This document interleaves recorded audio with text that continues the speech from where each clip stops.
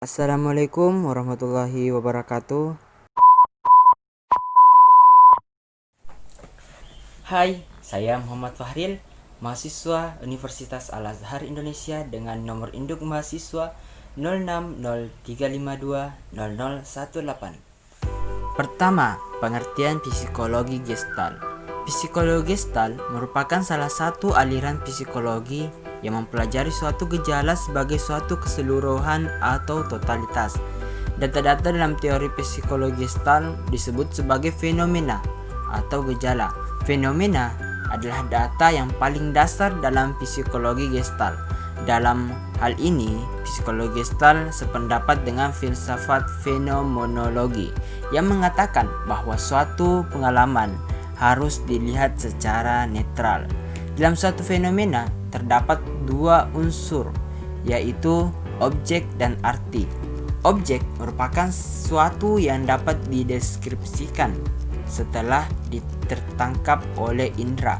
Objek tersebut menjadi suatu informasi dan sekaligus kita telah memberikan arti pada objek itu. Di antara tokohnya, Max Wertheimer adalah tokoh tertua dari tiga serangkai pendiri aliran psikologi Gestalt. Wertheimer dilahirkan di Praha pada tanggal 15 April 1880.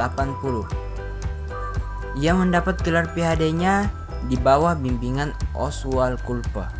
Nah, di tahun 1910 hingga 1916, ia bekerja di Universitas Frankfurt, di mana ia bertemu dengan rekan-rekan pendiri aliran Gestalt yaitu Wolfgang Kohler dan Kurt Koffka. Bersama dengan Wolfgang Kohler dan Kurt Koffka, dia melakukan eksperimen yang akhirnya mengeluarkan ide Gestalt. Nah, konsep terpenting teori psikologi Gestalt yaitu P-phenomenon. P-phenomenon ini bergeraknya suatu objek statis menjadi rangkaian gerak yang dinamis setelah dimunculkan dalam waktu singkat, dan dengan demikian memungkinkan manusia melakukan interpretasi. Wertheimer menunjukkan pada proses interpretasi dari sensasi objektif yang kita terima. Proses ini terjadi di otak dan bukan merupakan proses fisik, tetapi proses mental, sehingga diperoleh kesimpulan bahwa ia menentang pendapat Wundt. Wertheimer dianggap sebagai pendiri teori Gestalt setelah ia melakukan eksperimen dengan menggunakan alat bernama stroboscope, yaitu alat yang berbentuk kotak dan terdapat bagian untuk melihat dua buah garis, yang satu melintang dan yang satu tegak.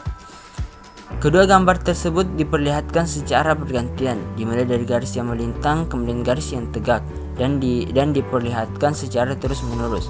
Kesan yang muncul adalah garis tersebut bergerak dari melintang ke tegak dan ke tegak melintang. Gerak ini merupakan gerakan yang semu, karena sesungguhnya garis tersebut tidak bergerak melainkan dimunculkan secara bergantian.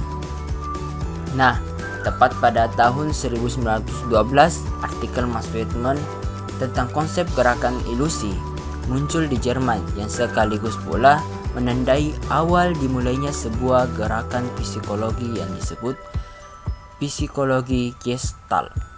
Nah, pada tahun 1923, Max Wertheimer juga mengemukakan hukum-hukum Gestalt dalam bukunya yang berjudul Investigation of Gestalt Theory. Hukum-hukum itu diantaranya hukum kedekatan, yang kedua hukum ketertutupan, dan yang ketiga hukum kesamaan.